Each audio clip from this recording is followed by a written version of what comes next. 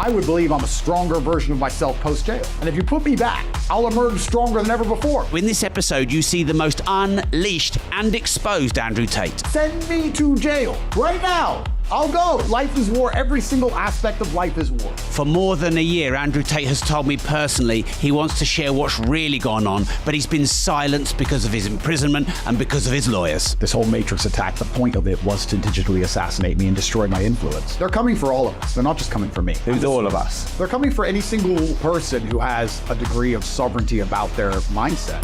This is the first podcast Andrew Tate has done in a long time, and he gave me this exclusive. This content is so wild, we had to break it down into 2 parts. 5 hours of me interrogating Andrew Tate. There are people in a room right now, as we speak, trying to put me in jail. Before I tell you the wild discussions we had, I'm giving away £30,000 worth of exclusive prizes just for listening to both parts of this Andrew Tate launch. All you have to do is find the secret question hidden in these 2 episodes. Andrew, do you think you'll still be assassinated? That's a very good question. So I have to decide how I'm going to answer this, because every time I'm asked a question as a consummate professional, I think of about 5 different answers.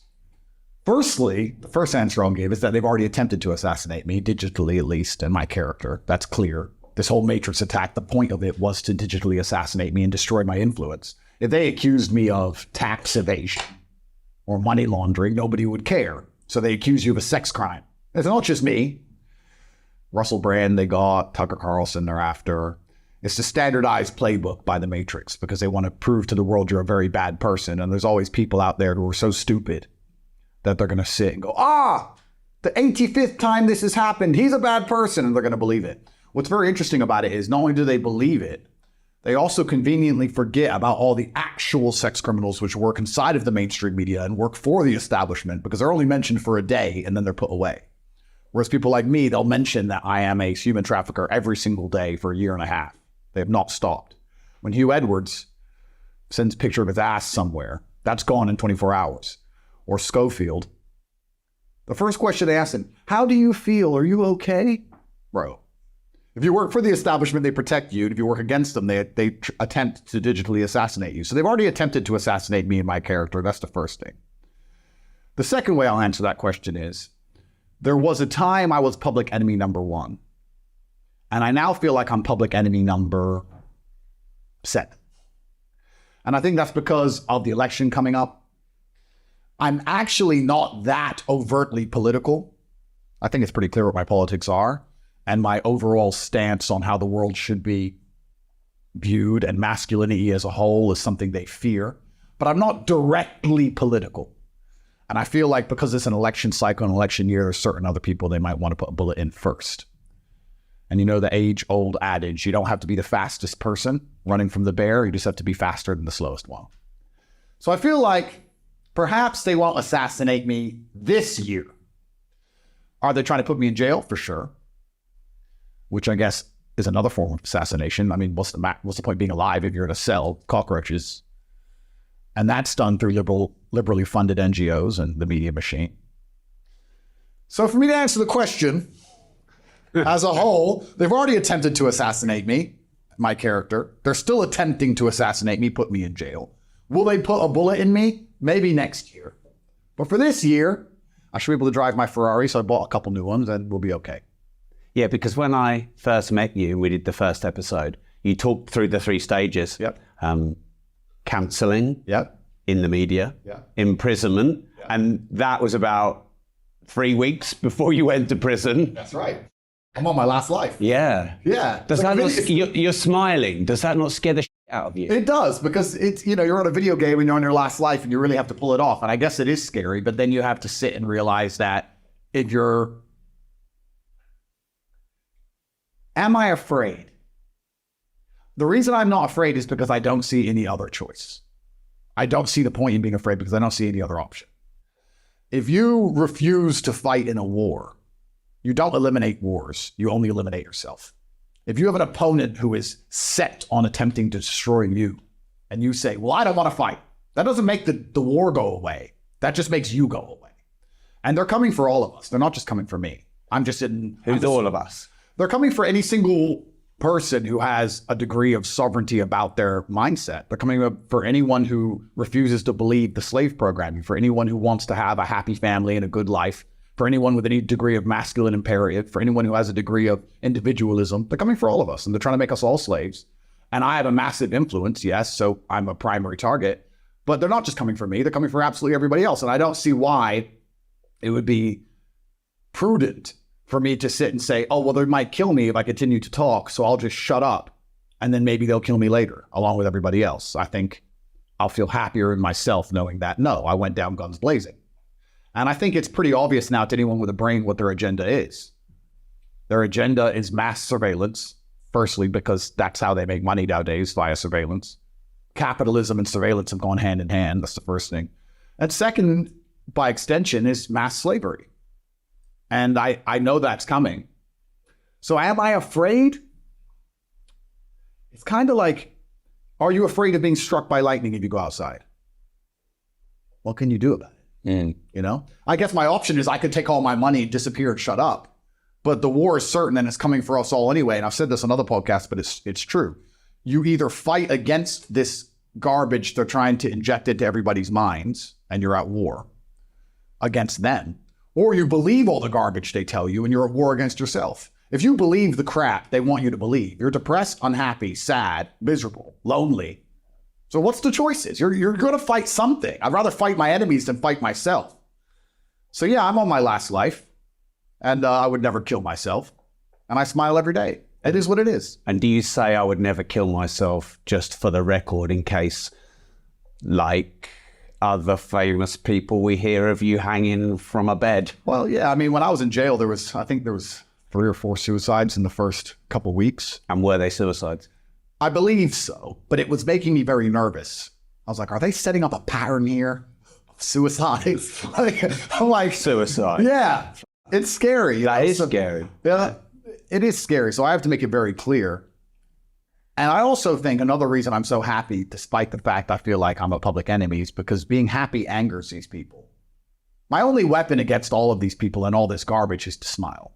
There are people sitting in a dark room right now. There are people in a room right now, as we speak, full-grown adults, professionals, trying to put me in jail. There are teams. There's a prosecutor and his underlings sitting there, analyzing my entire life, every message I've ever sent, everywhere I've ever been, and what I've ever spoken to, ever. As we speak, trying to put me back in a dungeon. At the same time, there are people sitting around trying to cancel me, get me off the internet, make sure I have no influence, no worth. They're sitting there. They've frozen all my bank accounts, have taken almost 20% of my car collection. Almost. They've put me in jail, and they've done all this to me, and they're sitting there trying to attack me, and I smile. That's my weapon. That's my weapon. Take me to fucking jail. I don't care. And that resilience is how I fight against them, because I believe this is a spiritual war more than anything else. The reason they're trying to attack me is because I'm seen as a hero to so many young boys, and that inspires bravery in the young boys. So they're trying to kill the hero. So I can't allow them to make me sad or miserable or depressed. I refuse. I refuse. I will smile in my jail cell. I refute and refuse to be afraid or scared or depressed. Happiness wins. Love wins. I'm happy. Shoot me. I'll smile. If they were to come and put a gun in my face and say, time's up, I'd say, I knew you were gonna bang. That's the weapon. What else am I supposed to do? Are you still having nightmares? My nightmares are gone. And you know what? I'm gonna be very open about this. I'm genuinely sad about that. Sad about what? My nightmares leaving me. Right. Because it was a new level to the game of life, I guess. New experience. It was interesting. It was kind of fun, you know, like before I go to sleep.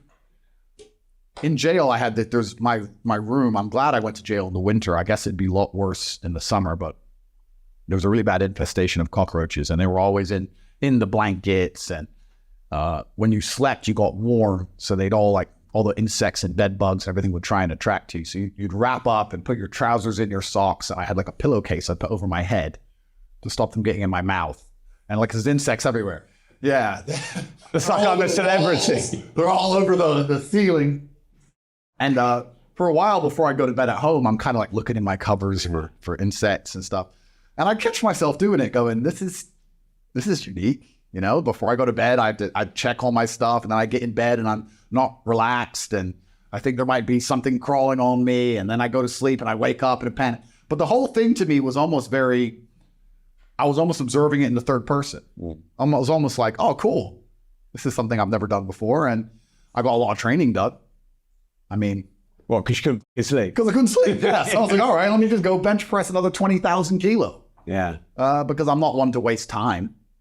I mean, I certainly got a lot of my life in order. And I think the reason I miss it now is because I sleep 5 or 6 hours a night now. But back then, 2-3 hours max, I got tons done. I made a bunch of money. My training was on schedule. Were you able to have your phone in there then and do work? No, it's funny because I didn't have nightmares in jail. Right. In jail, I slept, as weird as it is. I had nightmares when I left jail. Right. And thought I might go back any minute. And I still might go back any minute. But now I'm like, oh, whatever. But for the first 3 or 4 months when I was out of jail, when I was having very bad nightmares at home, I was remarkably efficient. I kind of I got loads done. So I kind of missed them, and I missed that whole. It was a different way to live. It was a different level to the game, and I think a lot of people would be like, "Oh no, I'm having nightmares. I have to make them go away." Why? Nightmares aren't real. Why would I have to make them go away? There's a genuine question, because I'm sure a therapist or some other matrix-minded idiot would tell me how important it is they're gone, but I didn't understand why. A nightmare can't hurt me. Okay, I woke up. Boo-hoo! I woke up. Boo! Well, let's all cry our eyes out. I woke up. No, just go train. I think my nightmares didn't bother me that much. I'm kind of sad they're gone. The women who would sleep next to me, it pissed them off. Or I was like, you never sleep. I was like, yeah, I can't. They'd just be lazy, sleeping 12 hours, and I'd be up doing this. So I kind of miss my nightmares. Unfortunately, they're gone, but perhaps God will give me another experience which brings them back to me, and then I will enjoy them once again. Are you hard on yourself? Like I don't pick up much sympathy about anything from you. I don't know you really well, so maybe a judgment from where I'm sitting, but are you hard on yourself, and do you sometimes lack sympathy or self-love? Am I hard on myself? Yes. Does that benefit me? I believe so. I'm hard on myself because life is hard. I think But could life be easier if you thought life was easy? Because isn't life what you see, not what it is? What's the point in having an easy life? Why would I want an easy life? If someone were to say to me, do you want an easy life? I'd say, that sounds boring. I mean, did Genghis Khan want an easy life? Did Alexander the Great want an easy life? Did any of the men you can remember from history, any of the ones that actually matter, ever want an easy life? If I meet a man and he says, I want an easy life, I just want a stress-free life, I look at him and think, you're born to lose. You're born to lose, sir. You can have your stress-free life, and you can serve me my latte, and you can fuck off.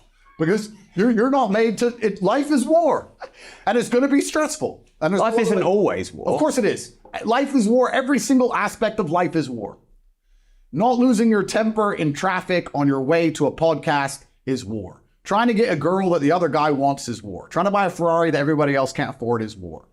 Training is war. Fighting is war. Life is war. I see war everywhere. When I see a big, beautiful oak tree, I don't see a big, beautiful oak tree. I see a tree that destroyed all the saplings around it and crushed them mercilessly.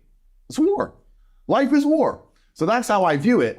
I guess the only disadvantage of being so hard on myself, because I don't see any disadvantages, because I have zero self-sympathy. I blame myself for absolutely everything. Even this Matrix attack, I want to make it very clear.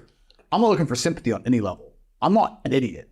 I ran my mouth on the internet for a very long time. I pissed off very important, powerful people. And they put me in a jail cell. I sat there in jail like, well, I'm here for the wrong reasons, but all in all, fair enough. The universe is giving me I gave it. You know, you run your mouth and you piss people off, they're going to try and teach you a lesson. That's how the world works. Like, I'm not going to sit there and feel sorry for myself. I guess the only disadvantage of being so hard on myself is that I'm extremely hard on others.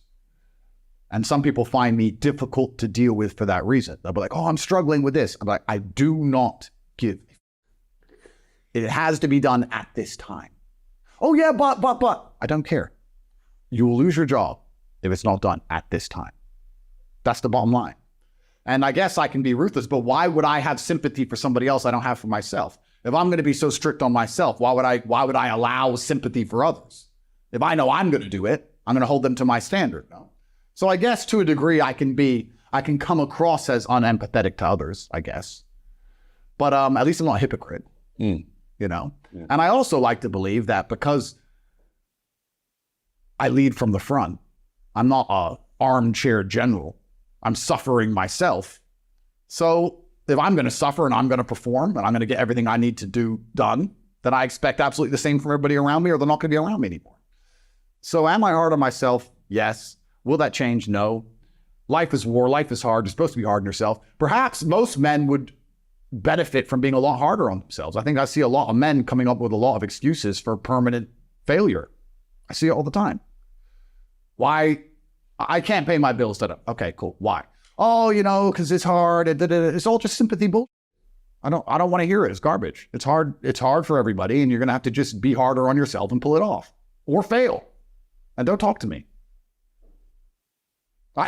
Bro, it's. I don't know what to say. I don't want to come across as a psychopath, but it's like life is difficult. And also, I mean, we all know that there's always someone who has it worse, but that's true. I mean, we're in Romania. You can drive 5 hours to the border and you'll find men in a ditch getting blown apart by drones. You're crying over what? A bitch left you? A girl left you? Some chick who doesn't love you anymore? And you're not going to do your work because of it? Well, then you're just born to lose. Why do you call women bitches and hoes? I don't call them hoes. I say a bitch left you, and I say it because if a man's talking about his woman leaving him, I guess it's a detrimental way because he's obviously mad at her. I'm actually going to make this clear. I no longer prescribe to the asinine, the parameters of these attack words they use. These words like misogynistic and homophobic and racist. All these words are just an attack. They're weapons. They're weapons. Yes. And they're weaponized so that you don't have an opinion on certain subjects. I have opinions on females and I have opinions on males. I have opinions on cats and dogs and the rain and the sunshine. I have opinions on certain things. And some of them are generalized. I believe in general, men should go and die in a war. Do I hate men? Because I think they should be blown apart.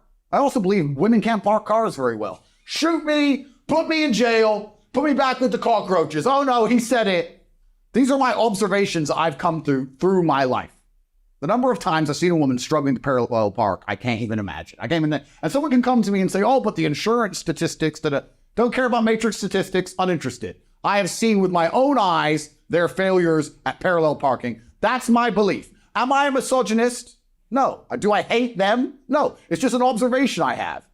And this whole word is weaponized anyway. So I no longer prescribe to these parameters. It's all acidinities, which I no longer prescribe to. I have opinions on everything and everyone. We say that, you say, why do you call women? I just call men kids. I just said you're a loser. I just called men losers. Nobody cares. Nobody cares when I call men losers or brokies. But if I say some woman who breaks a man's heart, oh, she's evil. Oh, then I'm a misogynist. They're a protected class. And I don't think it should be that way. I think that if we're going to live in a society where women are equal to men, which is fine, and they're going to be held, then they should be held to the same standards men are. Huge news, years in the making. My brand new book that my publishers refuse to publish, Money Matrix. Beat the money system and build generational wealth. Understand the 3 main ways that the banks productize you and make money from you. You'll be able to turn that system against itself, build generational wealth and multiple streams of recurring income. It's all at moneymatrix.cash. And if you're quick, the first few hundred registrants and buyers will receive many special bonuses from me. The brand new Money Maker Summit 3-day special event. Meet me at a champagne reception. Meet me at a multi-millionaire networking dinner. Go now, moneymatrix.cash. This is huge. Do you think women are equal to men? In certain respects, women are superior to men. But I think we're very different. There are certain areas in which a woman will outperform a man, and there are certain areas in which a man will outperform a woman. That makes me a misogynist by modern standards because you can't mention the areas in which a man will outperform a woman. But women are definitely better than men at a lot of things. Like, would you drop your child off at all-male daycare? I have a 3-year-old daughter. Would you leave her with 20 men all day? No. It's a question. I don't know. Dead by the afternoon. Well, then you believe in gender roles. Why do you believe in gender roles? Well, yeah, I believe women are better at certain things and men are better at certain things. Absolutely. Naturally, biologically. Absolutely. So evolutionarily. Completely. So there you go. So now you believe in gender roles, which is the number one thing they hate the most. So when I say there's gender roles and a man should lead because a man is calmer under pressure, then they have a mental breakdown. But we have roles in which we perform our best, right? And I think that everybody with a functioning brain doesn't get offended by that obvious reality, knows it's true. There are certain scenarios where a man will perform better than a woman, and certain scenarios where a woman will perform better than a man. And we exist best as a species when the woman does what she's best at and the man does what he's best at. If you have a tailor and an accountant and they want to open a company together, well, that company will be most successful if the tailor makes the clothes and the accountant does the accounting. It's not going to do very well if you try and mix it up, or they start arguing with each other saying, I can be an accountant just as well as you can. And the accountant's like, well, I can make a shirt. Now what? You have a mess. And then they fail. And that's what's happening right now in Western society. Why can our countries no longer compete by basically any metric? Well, because everything's a mess. And you go deeper on the rabbit hole, you ask yourself, are they trying to make this mess on purpose? And then you work out they are. Then you work out who they are and all these are bully funded NGOs and why they're doing it, how they're trying to make us all slaves by destroying masculinity. The first thing you have to do if you want to enslave a populace is destroy the people who defend the population, which are always going to be the men because the men fight. The days of old, they'd come in and just kill all the military-age males. Now they just neuter us. Then you have me. When you say neuter us, you mean remove our masculinity? Absolutely. Yeah, they neuter us. We're now living in a world where if a man is remotely masculine in any way, he's attacked for it. If I say my wife isn't allowed to talk to other men, mental breakdowns. They're about to put me on BBC One this morning, all over the front of the Guardian, whoever watches this crap. Andrew Tate's toxically masculine. He's controlling. He's evil in his heart. Why? Because my woman's not allowed to go party with a bunch of dudes? One, she doesn't want to. That's the first thing. She doesn't want to. Secondly, if I had a wife and she said, I want to go party with Mike and Nathan, I'm like, who's Mike and who's Nathan? No, you're not. And if she says, well, I'm going to do it, I'll say, fine, then I'm not your husband. Goodbye. I'm not going to attack her. I'm not going to beat her up, but I have standards. Once again, they attack masculinity because masculinity is based on parameters and standards. That's what masculinity is. Masculinity has always been, traditionally, defending a border. Let's go back a couple thousand years. What did the men do? This is our land. If you come here, you have to fight us. That's all masculinity ever was. So masculinity in and of itself is built around enforcing parameters. And you enforce parameters with your children, in your business, in your relationship, in your friendships. That's what you do as a man. But you're not allowed to now. That's how they attack masculinity. You have to accept everything, especially from women. If you don't accept everything from women all of the time, you're a misogynist. If you have any standards whatsoever, you're a bad person. You're not even allowed standards in how a woman looks. Here, let me get sent back to jail.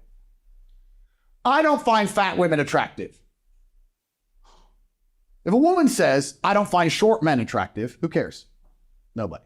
If I say fat women aren't attractive, they're about to put me once again, good morning, fat shaming, misogynistic, that they're going to attack me for having a standard. Why am I not allowed a standard as a man? They have standards. In fact, I'd argue women have higher standards than anyone. Ask the average woman on the street what she wants in a man. The average woman. I don't want him to be short. I want him to be rich. I want him to be smart. I want him to be interesting, charismatic. He has to be spontaneous, and he has to love my family, and he has to love my dog. And then she'll go on for 25 minutes about what she wants. All I'm saying is put the donuts down, and they want to throw me back in jail. All I'm saying is don't eat so much pie. Whole thing is hypocritical, and it's garbage. And that's why this whole misogynistic attack is garbage. And they're doing it specifically so that men don't have any standards anymore. And that's why they're trying to neuter us. Because if you have standards, especially in your household, the number one thing that's going to inspire you to resistance is sticking up for defending your family. By extension, your town. By extension, your nation. If they attack it at the nucleus, if they attack it at the very beginning, if you don't feel like a man in your own house, if you have no control and influence over your own castle, why do you care about what happens to your town or your city or your country? And then they come along with this enslavement and you're just like, oh, well, okay, I guess. And you just sit there and just end up a slave, waiting for the QR code to be stamped on your head. for the camera to detect if you're allowed to walk down that street, or you get fucking a bullet in your head from the robot sniper. That's where it's all going. So they don't like masculinity. Masculinity is no good to them. Masculinity was only good to them if we'd go and die in wars. And now a lot of men have woken up to that stupid. We're not going to do that anymore. And they've got good enough technology, they can just send some planes or some cruise missiles and blow up whatever farmer needs to die for freedom. Some poor innocent farmer who made $3 his entire life, he needs to be blown apart by a $600,000 missile, otherwise you won't be free to get a coffee. So they're going to go do that. So what do they need masculinity for? Because we have parameters. They don't want us to have parameters. They want us to accept everything. And they start with this feminism garbage. It's really interesting because I would argue, and I'm pretty good at arguing. I've been around. Has anyone ever beaten you in an argument? No, never. Could anyone? It depends what we're arguing about, but I believe that I can argue even when I know I'm wrong. Who could beat you in an argument? Who could challenge you to a great argument? It's a good question. It depends on the subject. I'm not that impressed by any of these intellectuals we see. So Jordan Peterson, could he out-argue you? Peterson and I have an interesting relationship. I believe the enemy of my enemy is my friend. However, I do believe it's hypocrite.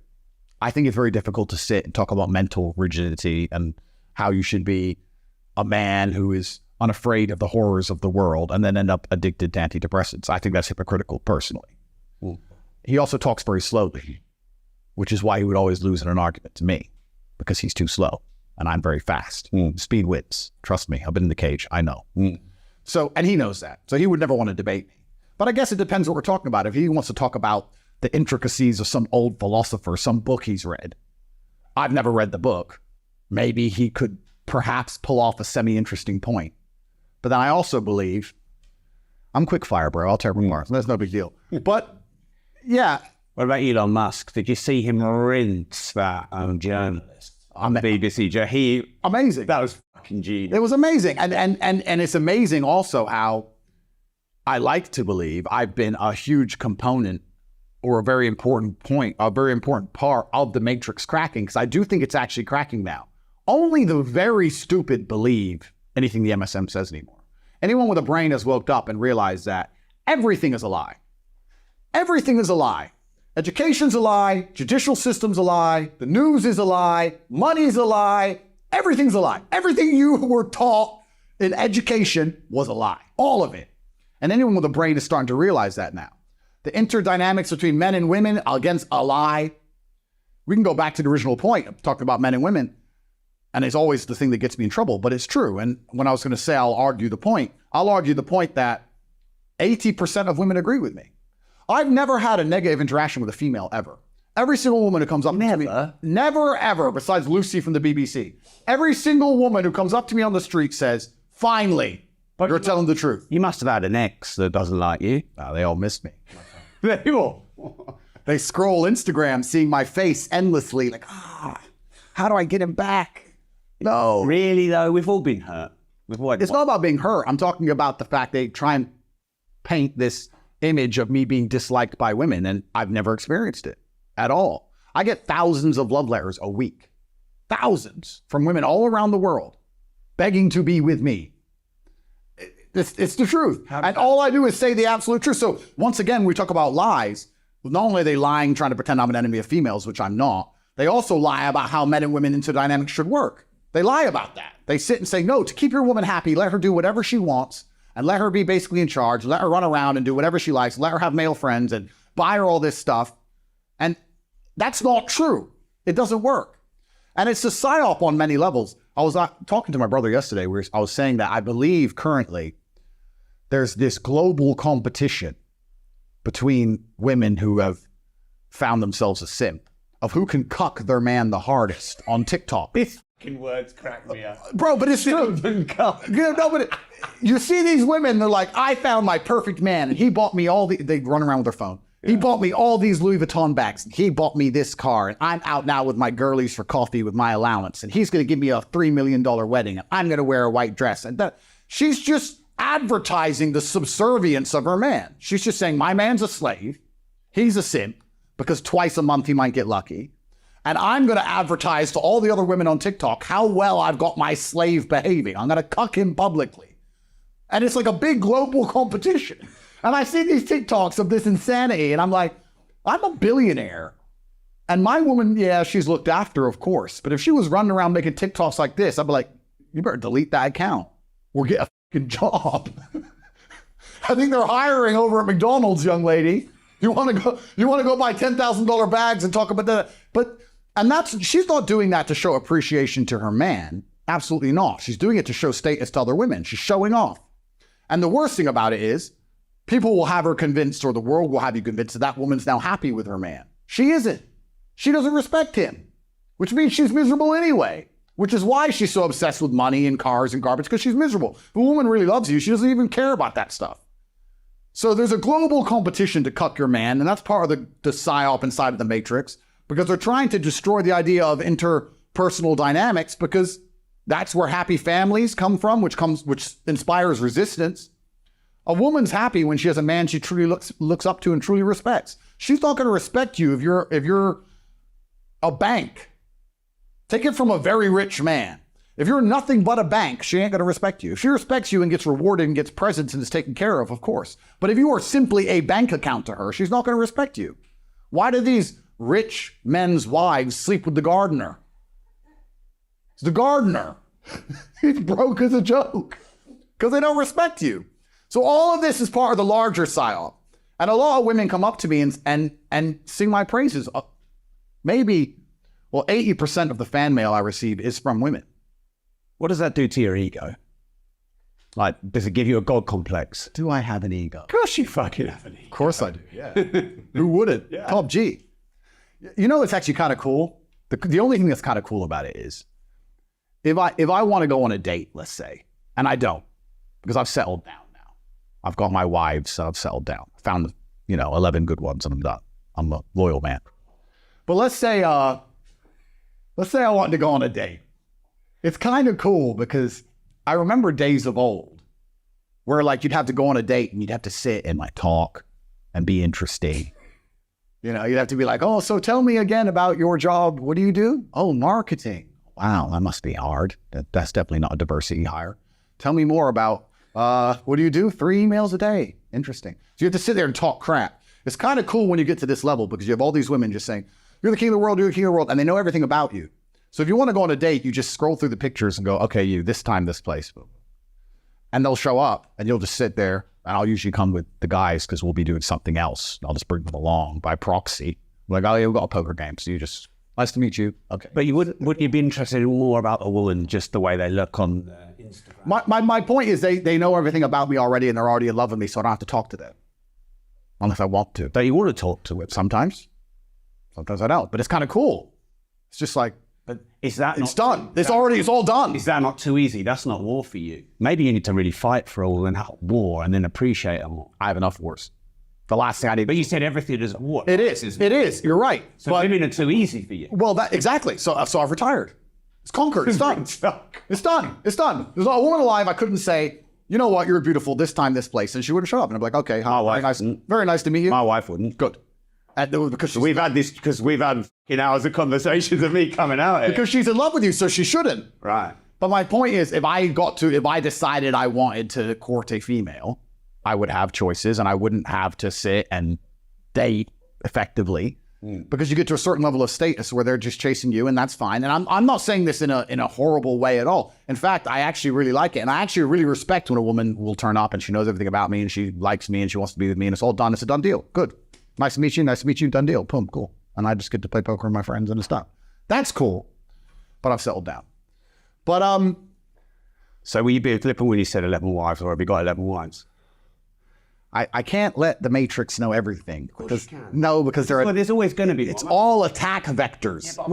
Yeah, I have to smoke screen because it's all attack vectors, and the largest attack vector for a man will always be women. I don't know if most men understand this, that the easiest way to get a man in any regard is a woman, because women have basically no OPSEC in general. Explain no OPSEC, sorry. They have no operational security. They have no OPSEC. So if my brother and I go somewhere, I know that unless I want people to know I'm there, no one will know I'm there. If we bring either of our girlfriends, sooner or later, just a corner of a cup on an Instagram story, or a pizza box. Or yeah, that's right. Yeah, do I get that one? Yeah. No, that's true. But they knew where I lived anyway. I didn't get raided for pizza. They knew exactly where I was. But women aren't very good at operational security, firstly. Secondly, women are easy to scare, as they should be. So if you need to, your woman can love you with all her heart. But if they want to find out where you are and they kidnap your wife, she's going to tell them. Yeah. Of course she is. If the police interview her, she's going to tell them. Of course she is. Women are the attack vector. And I'm talking about this from a law enforcement perspective. I can also talk about it from my previous life. If I had an enemy and I wanted to get hold of him and I couldn't get hold of him or I couldn't find it, we just find his chick. She'll tell us. Or you at least watch her. Yeah. She'll give it up. Every single time she'll make a mistake. Because women don't have this combative mentality. And I wouldn't want a woman who does. Because that's a man. Because that's a man. But you don't want a man. Exactly. You want a woman. Yeah. So I'm not being misogynistic. I'm saying that the kind of woman I like who's truly feminine, who I'd want to be with, is a primary target. Law enforcement know this too. Law enforcement will arrest a man. Let's make up a hypothetical situation. Hypothetical. Let's imagine there's a guy called Top T. Top T is arrested. Top T is accused of human trafficking. He's accused of human trafficking because he told two of his friends what hours to post on TikTok. Matrix attack, garbage. The law enforcement know it's garbage. Everybody knows it's garbage. The primary objective in this hypothetical story is to put the man in jail, use the media machine to slander him, and to drum up a real case. Because he's now in jail, they've got some months to find something real. Because all they have now is TikTok is stupid. So they call all of his ex-girlfriends or every girl he's ever interacted with, and they sit down and say, were you a victim of Andrew? And they say, a victim of what? He never did anything to me. He never hurt me. He never hit me. But did he manipulate you? What does that mean? Manipulate me to do what? He took me to dinner. What do you mean manipulate? Then what they do is they bring out a league table in this hypothetical scenario. They bring out literally a league table, a spreadsheet, after going through this imaginary person's bank accounts, saying, well, where did he take you for dinner? Here. Oh, where else did he take you? Here, here, here. Okay, that he spent maybe, I don't know, 8,000 euro on you. Do you know he bought this girl this? Do you know he spent this much on this girl? Do you know he went here with this girl? And he'll put together a league table with financials next to each name, almost like the Premier League. You're number 13. Watch her sit there and go, I loved him. I'm number 13. Why'd that get diamonds? That's the beginning of the 6-hour interview. And they'll pressure her and try and get her to agree to some manipulation, or she was just because she was sad. They don't care if it's real. They just want the signature. So women are the attack vector. So if you're a man with any kind of past and they get their league tables in order and they get their stories in order and they got their surveillance photos of when you went to the same restaurant with the girl she doesn't like, and they get it all together and they start putting it down in front of you, that woman who you took care of, who you spent time with, who was very happy with your interactions, who loved you, is now being weaponized against you.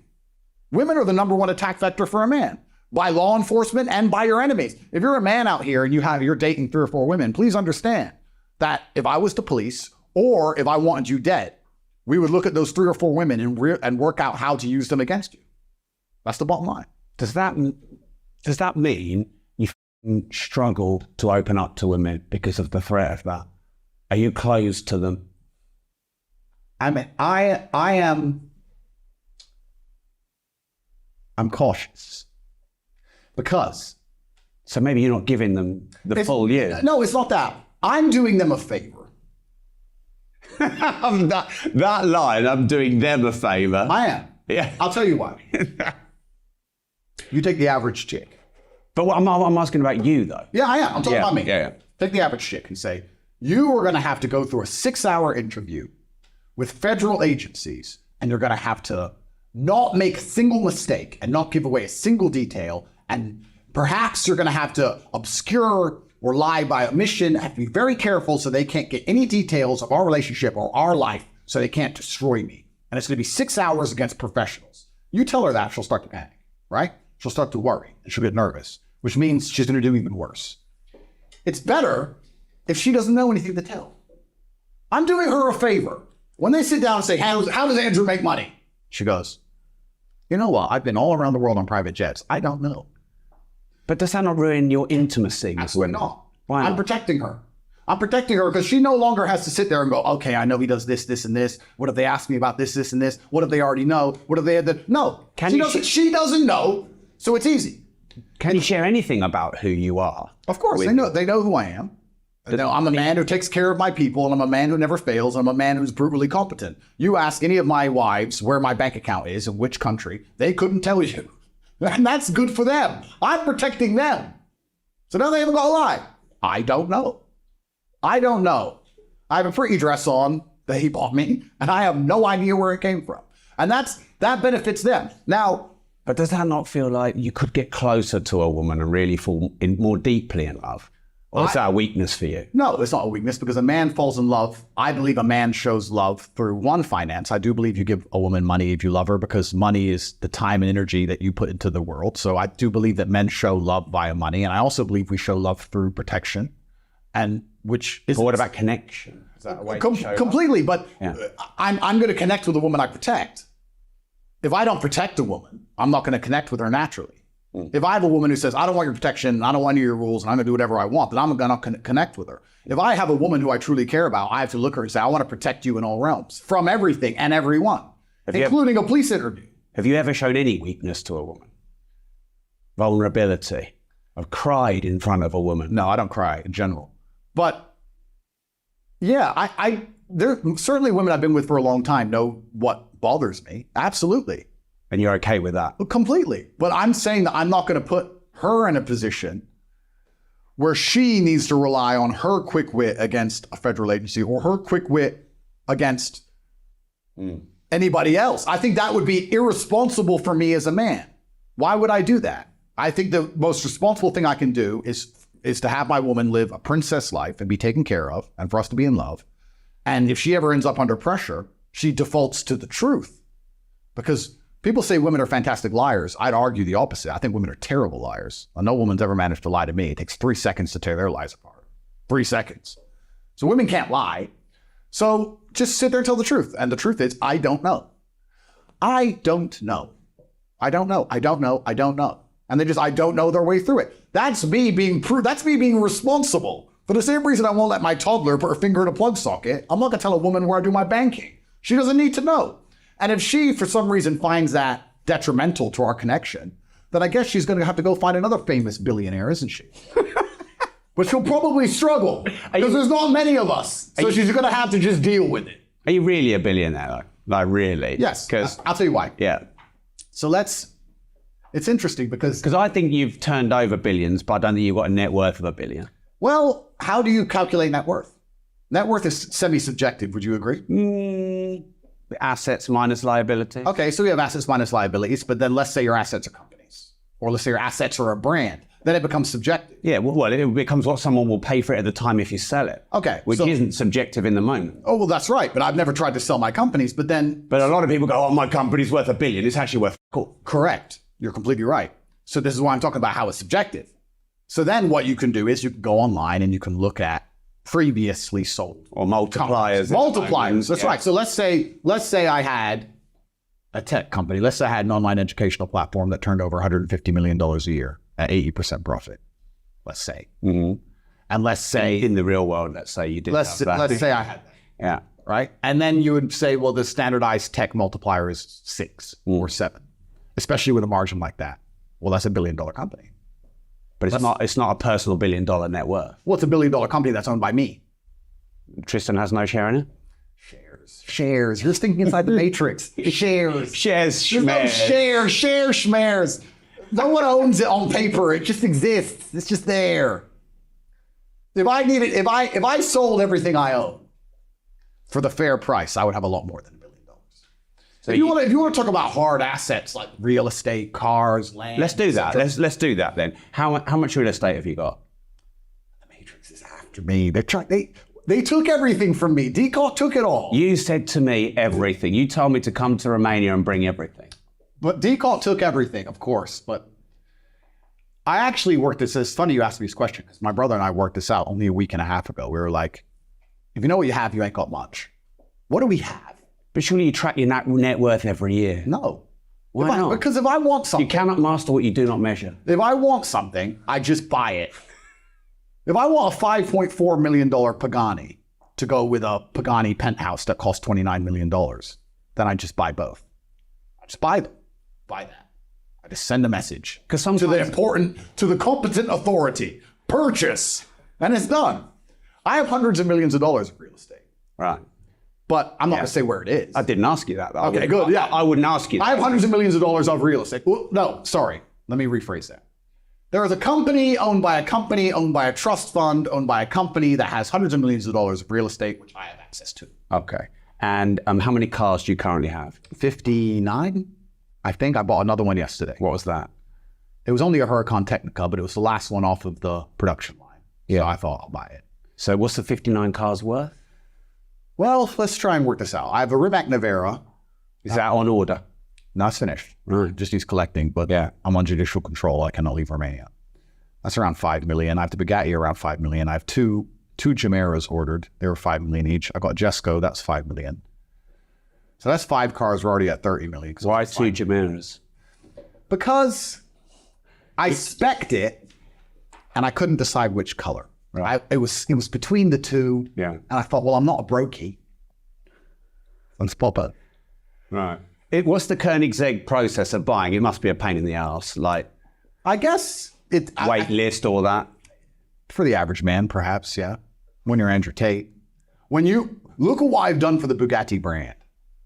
Think about it. Do they like you? Well, I don't know. Maybe they don't like me in traffic or whatever. But I guarantee the word Bugatti has been said more in the last 2 years than was ever said in its entire history. Yeah. If I say to Koenigsegg, I want Chimeras, they're like, yes, sir.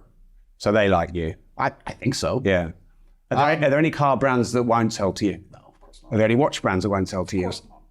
Everyone loves me, Rob. This is a psyop. There's a psyop that I'm some disliked person. Every single person likes me all of the time. I've yet to have a negative interaction. There must be one pissed off girlfriend, ex-girlfriend that doesn't like you. Well, no one is liked by everyone. I'm sure Decalt tried very hard to find her. I mean, that was their job, right? We just discussed their entire attack matrix. They interviewed 2,000 women who disliked me. And I'll say this also right here. I think this might be a world exclusive. I'll make this clear. My first file is almost dead now because it's garbage. Decalt have a second file that they've been working on for a very long time. So when I first got out of jail, when the judge released us from house arrest, the judge read the file and said, this is stupid, and released us from house arrest. That day, a new file was started and new interviews with girls began. So Decalt have a second file. So if I continue to win, they're going to hit me again. So this is your life, basically. Oh, yeah, completely. Yeah, they're going to continue to hit me. Am I ever going to get out of Romania? I don't know. But they've been interviewing girls for that. Now, the girls I know who have gone have all called me after saying these people are crazy. They tried everything to get me to sign a victim paper, and I wouldn't sign it. Those are the girls who told me after they left, but those are the girls I have good relationships with. Did a girl go who I have forgotten about and sign a paper saying she's a victim of, I don't know, being bought too many nice dinners and then not call me after? And will I find out about that when they come and raid my house again and throw me back in a jail cell with the second file? Perhaps. Life is war. What can you do, my friend? I'm a 37-year-old man. I'm also exceptionally handsome. I have ex-girlfriends. That's life. And at my echelon, they're going to attack you via the females you know. And I'll argue here, there's not a single 37-year-old man you can find on the planet that doesn't have a pissed off ex-girlfriend somewhere. So, yeah, do I? Probably. So everyone probably. likes you except your exes. Well, no, the point is that's why this attack vector is so deadly. That's why it's so effective. If they sit a woman down, again, hypothetical scenario, top T, one of his girlfriends gets called, goes to there, sits down. She calls him after and says, they were telling me that if I'm a victim, I get compensation from you when you're found guilty. If I'm a witness in your defense, I have to pay my own legal fees. And they were trying to tell me I need 100,000 euro to not be a victim, but I'll get paid money if I am a victim. Now that is a lie. But that's what the authority were telling these girls to try and get them to sign pieces of paper to try and destroy my life in this second file, this imaginary top T's, imaginary scenario. So is that scary? Yeah. Do I have ex-girlfriends who are pissed off at me? Probably. Have they been found by authorities and tracked down and pressured into signing pieces of paper saying they're victims of God knows what? Maybe. You can go deeper down the rabbit hole. What is human trafficking? Me and Tristan talk about this all the time. We're like, okay, so we're accused of human trafficking because they're saying that we told girls to post on TikTok at certain times. So we controlled them via the lover boy method, which means we controlled them via being nice. So we were nice to people and nicely asked them to nicely post on TikTok to steal the money from TikTok, right? That's human trafficking. How is any boss of any company not a human trafficker? Do you nicely ask your staff to do something at a particular time? Sometimes I not very nicely ask them to do something. Well, you're in a lot of trouble, sir. Because do you do that for financial gain? Of course I Is that person a woman? Sometimes. Jail! You have a penis, she has a vagina, you influenced her and manipulated her. She has no sovereignty at all over her own decisions. You trying to cancel me? Sir, you are human. But this is the bullshit. It's complete bullshit. Yeah. So then you sit there and go, okay, well, how did I manipulate her? Well, because you're a man and she's a woman.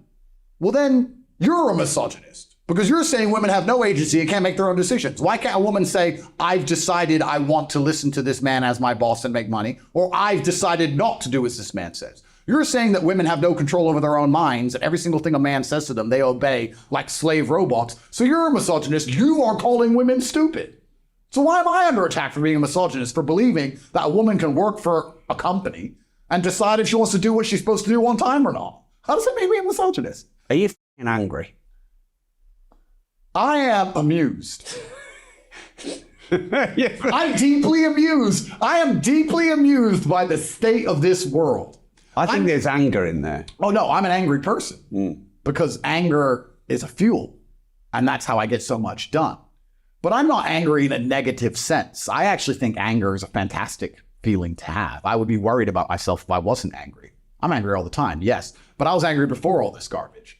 But I'm genuinely amused at the state of the world where we're going to have this hypocritical frame of society where women are perpetual victims and everything a man does to them wasn't their fault. And every single decision they make was a man's fault at some point. Because 5 years ago, they had sex with a guy, which they now regret, which is the man's fault. It wasn't their decision.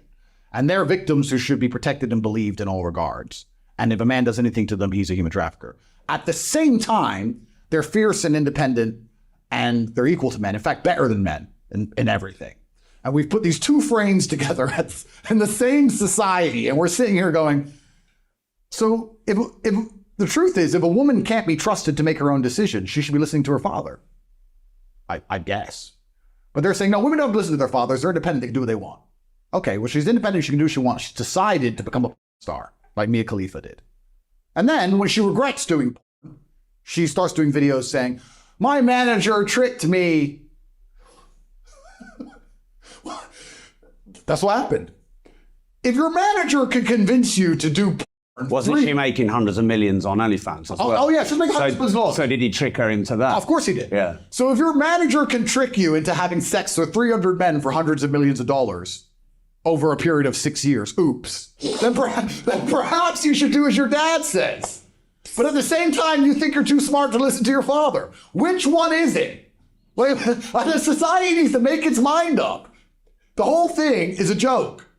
And all of it is done on purpose. And it's all done on purpose to deliberately attack masculinity. It's not safe to be a man anymore. You can't be a man and have normal relations with women in any regard without it being used against you if they so wish. Every single man watching this podcast is guilty. You are all human traffickers. You're all manipulative. You're all controlling. You're all emotionally abusive. All of you can go to jail if you piss off the government enough. And they will find some girl who said, he emotionally coerced me because he wouldn't let me go drinking with a bunch of men. And I felt controlled. And she'll do a domestic violence report, even though you've never touched her, for controlling behavior. And they will drag you to a police interview and sit you down. They will then take your mobile phone. They will go through your phone and find every other girl you've ever spoken to, see if they can get some other statements against you. They'll also find the time you sold your t-shirt on eBay and didn't pay taxes. And you, sir, are going to jail. All of you are guilty. If you are a man, you are guilty of everything all of the time. And this is done on purpose because if you're a man like me who stands up and tells the truth, they already know you're guilty. So they're like, oh, okay, he's guilty of something. Teach him a lesson. You're living in a state of society as a man now where you're all permanently, your head's on the chopping block. And the only way you can not have the guillotine come down and take it off is to be quiet and meek and not to talk too much. Don't tell the truth. No. And that's the world we're living in now. And the crazy thing about it is, crazy, truly crazy. This is the crazy thing. I'm getting cramped. No, but the crazy thing is this. I say all of this, and 70% of people sit there and go, yeah, it's true. If you're a man, you're perfectly guilty, and they keep it all over your head, and they try and make you scared to tell the truth because they'll punish you. There are still 30% of people out there who believe this shit. Andrew Tate became the most famous, most Googled man in the world speaking against government and authority. But they didn't put him in jail for that. They put him in jail because of TikTok, because he's a human trafficker. There are people that stupid. And these people get to vote. These people are usually the ones they put on the news. These people run the liberal NGOs. These people are teachers. These people are lawyers. People are police officers. You want to talk about how messed up society is? Sit me down with the average police officer and let me talk to him for 5 minutes, and I'll prove to you conclusively that they are stupid. All of them. And they're in charge of your life, these people. Give me the average primary school teacher on a Monday morning after she's been drinking all weekend, sleeping with God knows who. And let's sit her down and see who's educating our children. Whole world's a mess. And these people will sit there and go, yeah, he's a human trafficker. I think he's a human trafficker because the BBC told me. Oh, the BBC told you. Oh, well, it must be true. Clown world. Clown world. It is no longer safe to be a man on any level. So when you ask me, because I like to go back to previous points we made, I think it's nice to be cyclical. You asked me about the fact that, am I afraid they're going to put a bullet in my head? They're going to put a bullet in all our heads. Do you understand? At least I get to die first. At least they remember my name. If we all have to jump off the cliff, at least I get to go first. Wait, lads. Well, Andrew Tate went first. Because we're all going to die. The only way to stay alive as a man now is to not be a man anymore. To be a chick. I'd be afraid because men are little cowards. Oh, don't kill me. No, okay. I refuse. I refuse absolutely. Just shoot me. Or put me back in jail. It's fine. I refuse. Until the day I'm going to drive my Ferrari around, I'm going to say whatever I want. That's what's going to happen. I don't care anymore. Put me in jail. Put me back in jail. I don't care. I worked out something that's actually very fantastic for everyone at home who's worried about going to jail. To all the men at home, because they're going to come for all of us if you have any kind of opinion or you tell your girlfriend not to sleep with other men, somehow that makes you controlling. If you go to jail, you can still smoke, which means there's nothing the government can really do to you that prevents you from getting cigarettes. So life's fine. Cigarettes is life, is it? I mean, cup of coffee, cigarette, push-ups. That's jail. That's life. That's all I do. I'm a billionaire. That's all I basically do. Train, smoke, talk to my brother. Yeah. It's the same. At least I'll be in the gulag with a pure heart and a pure soul. You know, I'll be in the gulag looking out the window at all these other men walking around in freedom, and they'll feel sorry for me, and I'll feel sorry for them. But no, because you're not free. You know this cigar thing, though? Yeah. Like, because obviously I have a lot of mutual connections with you. Like, it just seems like you sort of suck in the... Can you just like the ego? No, sir. I mean, I can't... I'll actually talk about the cigar. I have to smile in photos. I know that's like sacrilege. No. And I can't smoke cigars. I just can't... I understand that. And let me talk about the cigar thing first. What am I missing? Well, I do believe that nicotine is very good for you. That might be a controversial belief. I think science has agreed that nicotine overall is pretty good for you. It's the delivery vehicle that can be bad for you, smoking. But I've seen into the future. I don't get cancer. I'm Andrew Tate. It's just not the way it's going to go. So I'm not scared of that. So I do believe that there's massive health benefits to smoking cigars. However, I don't Is that why you smoke them? Because there's massive health benefits. They make me stronger, yeah. Before I spar at the house, like before we're going to do 12 rounds of fighting, I'll have a cigar to power me up, of course. 100%. It's all on video. So yeah, I do believe smoking makes me stronger. However, I will argue this point. I do think it is the juxtaposition of things that makes them interesting. Do you feel responsible for saying that? Bearing in mind, probably a lot of people are now going to smoke 40 a day before getting. This is the point I'm going to go into. Yeah, okay. I think it's the juxtaposition of things that make them interesting. So if someone wants to start smoking cigars because of me, I would argue, which will be a lot of people. Well, then if they don't look like I do, they're a fool. The reason me smoking a cigar is cool is because I'm in better physical condition than most Olympic athletes. I look better than most Olympic athletes. I'm on 0 steroids, 0 drugs of any kind. I take 0 protein powders. I don't take creatine, nothing. I eat steak. I smoke cigars. I drink coffee. That's what I do. Do you know one of your best friends called me gay for ordering broccoli? I have nothing against broccoli. No, but he called me gay. Should punch him in the face. I should have done. He's an ex-UFC fighter, so I bet. Oh, I think I know who you mean. You do. I know who you mean. But if you're in fantastic physical condition and you smoke a cigar, it's cool. If you're fat and out of shape and smoke a cigar, it's not cool. So I think it's the juxtaposition of things that make it context. It's context. Like I smoke a big fat cigar, but I also look like an Olympic athlete. If I lost all my physical conditioning and lost my body and lost my prowess, would I stop smoking? Yes. So I guess to smoke cigars, you should earn it. And if you can run a marathon like I could right now without anything, give me shoes, I'll run a marathon. If you can fight 15 rounds, if you can kick the shit out of people, then you can have a cigar, of course. I'm sure LeBron James or whatever can smoke a cigar. I'm sure Ronaldo can smoke a cigar. He's Ronaldo. But if you're not in that shape, then you shouldn't be smoking them. A cigar should be earned. So I'm allowed because I'm superhumanly strong. I'm allowed because I'm a superhero. The last superhero. The current superhero of Earth for all the children is Andrew Tate. I am the superhero, so I'm allowed. And if you're not a superhero, you're not allowed them. There. I'll fix it.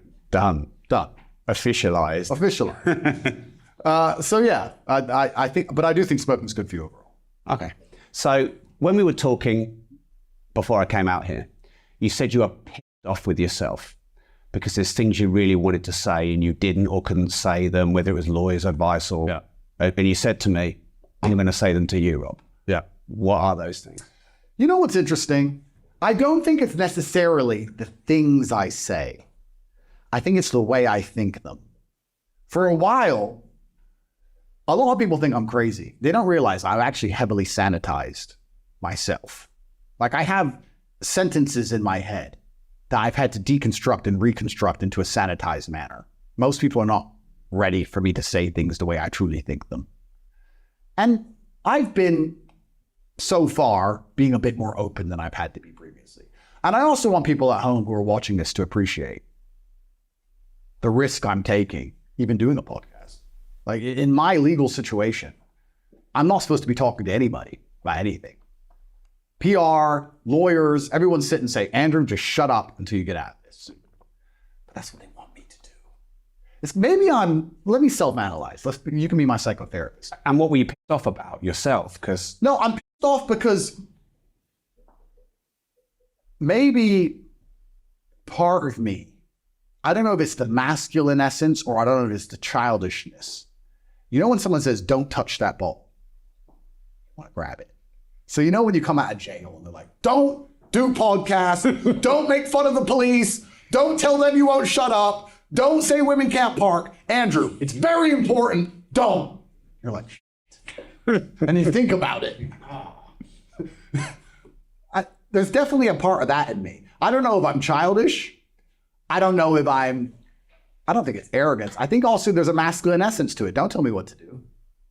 So I'm pissed off because I'm very constrained. For a year and a half, my life has been constrained. And by extension, the things I can say have been constrained. And not only the things I can say, but the way I say them has been constrained. And I feel very frustrated with that. It's very frustrating.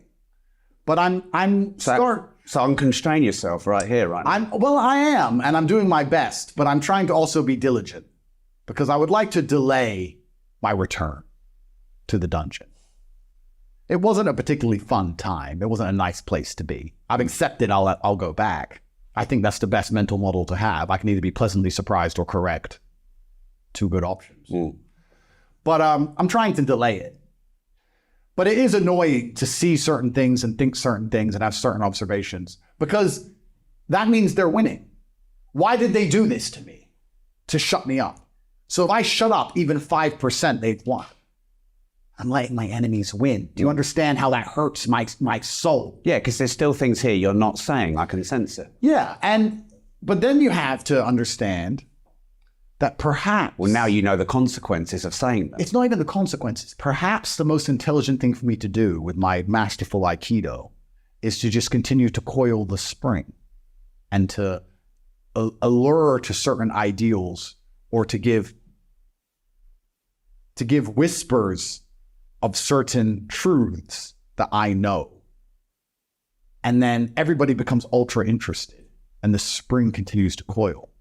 And then if I finally do escape, perhaps that's the smartest thing to do. Is escape possible, though? No, that's a good question. You know, it's kind of interesting. What is law? What someone decided who has more power than someone else. Yeah. So it's a personal opinion. Because if law... Well, there's a universal law which you can't break, and there's a human law which are manipulatable and breakable. I love that. And you're completely right. And these human laws, the reason you need lawyers and judges and stuff to decipher them is because they're subjective. What is law? It's just someone in a room. It's kind of interesting. The whole world works that way. What is education? Someone in a room deciding something. What is government? Someone in a room deciding something. What is a company? Someone in a room giving orders. What is law? Someone in a room. Who's in that room? What did they decide? What even is any of this? All of it is so subjective. It's all smoke and mirrors. So it is a very interesting experience, because I'm going to give some credit to the Romanian state. With some of the decisions I've seen in the West now, I feel like I have a fairer shot in a Romanian court than I would in an American court. Like what? I think Trump just had to pay $90 million to some woman who lied. Something insane. So with all this, then you start to go down the rabbit. Okay, so which courts are fair? So do you think you'd be more if you're in the UK with what's going on with Russell Brand and people like that? Well, the UK government hates me. They talk about me in Parliament. Members of Parliament stand up. Well, I mean, they tried to ban you from the entire school system, That's right. They stand up. Members of Parliament stand up and say, I'm public enemy number one. Not the knife crime, not the stabbings, not the robberies, not the drug dealers, not the Range Rovers that go missing 10 times a night. No. Andrew Tate said women can't park.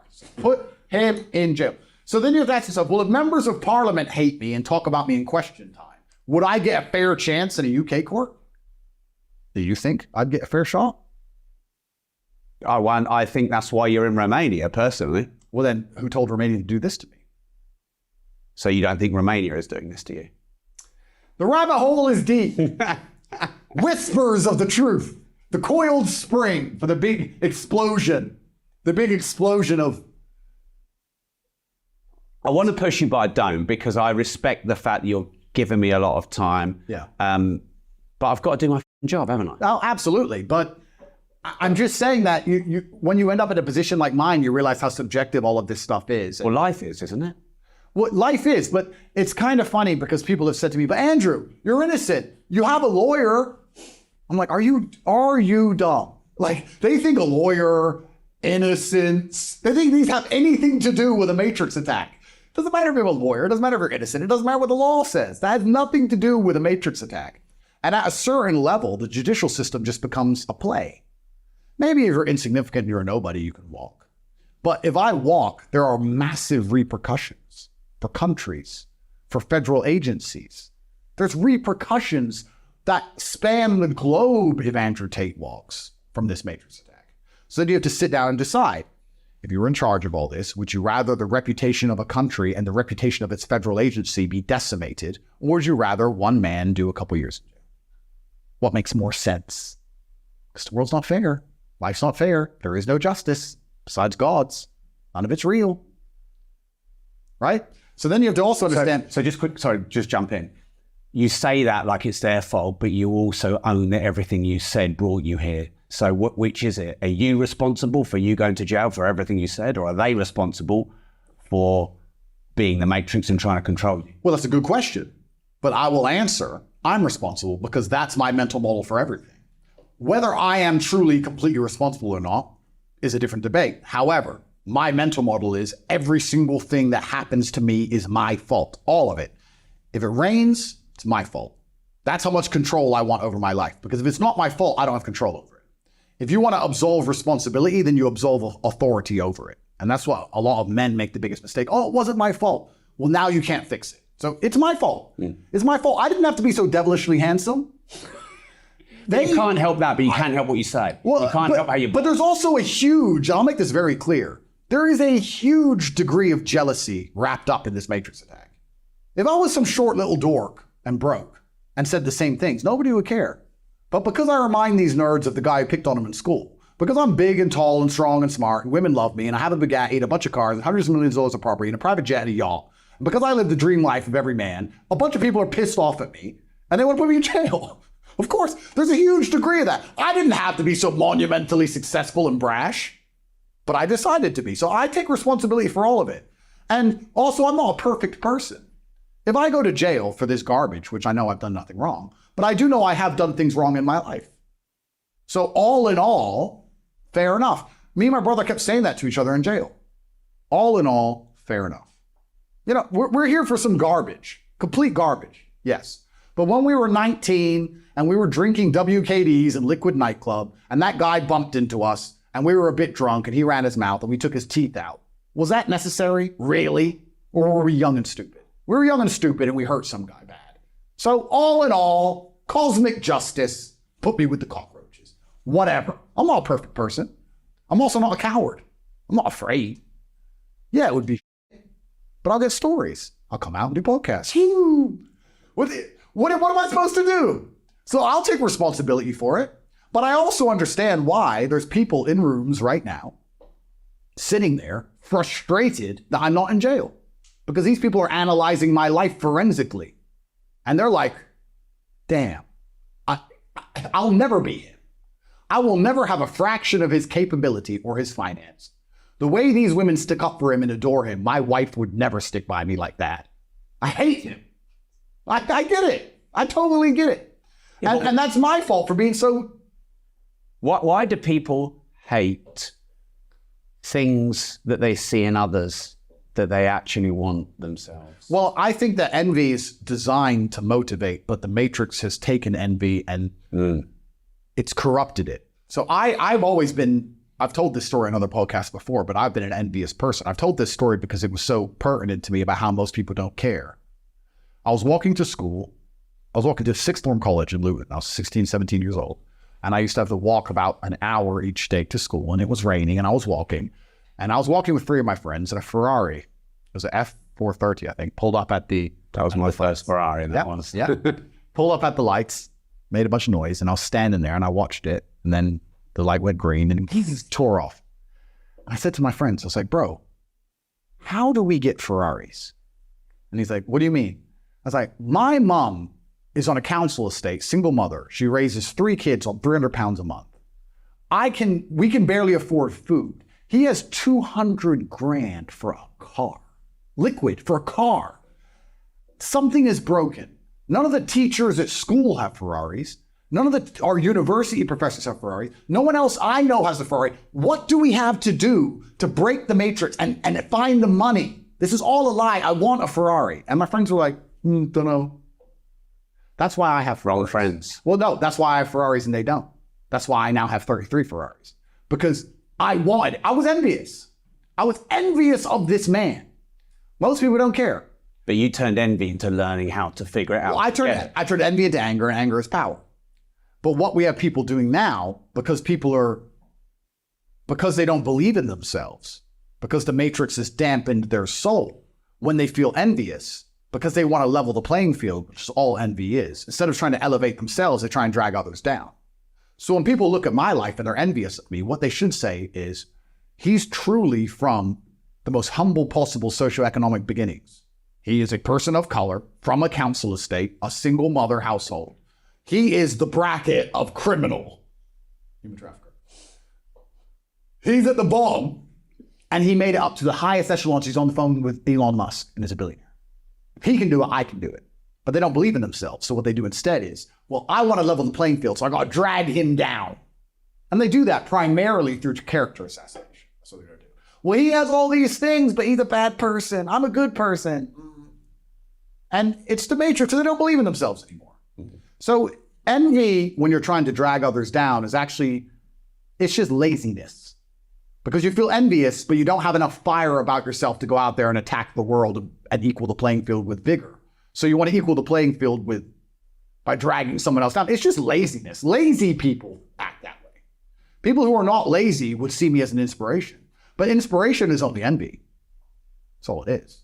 So I think humans are designed to be envious. And I think the correct mental model for envy is inspiration. And the incorrect mental model for envy is going to be attempting to attack someone's character. And I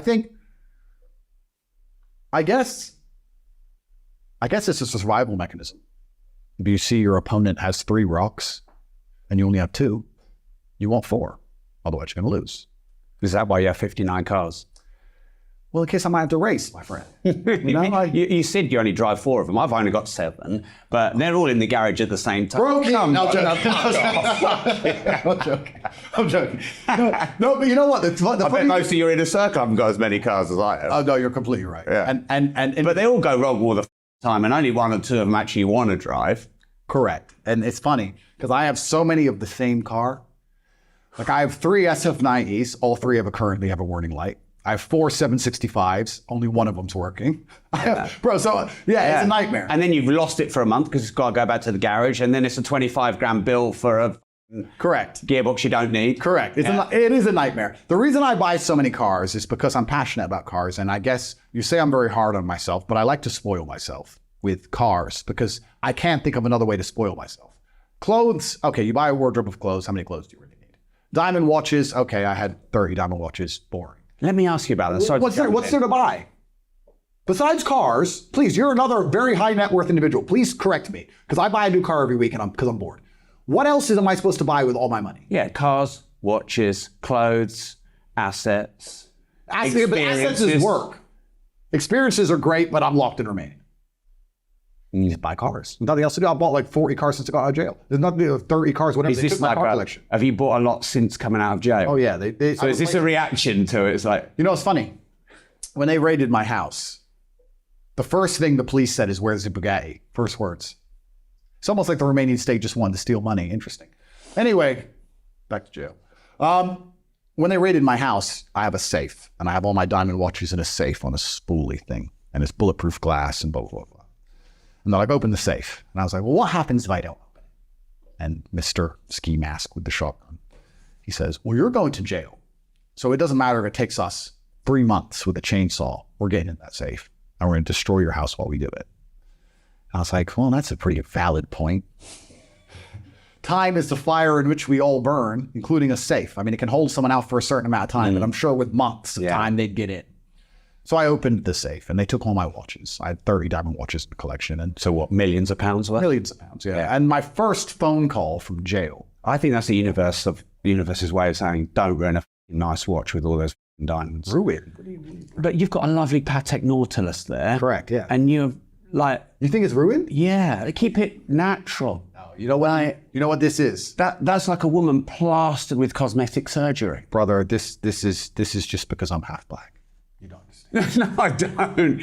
The icing, I don't get it. We have powers. Maybe you can educate me. It's like... You need some dance hall. So no, you're not. When they took all my watch collection, the first phone call I made from jail was to a friend of mine in Dubai, and I said, I want them all again. Call X, he'll pay the bill, $11 million. I want them all again.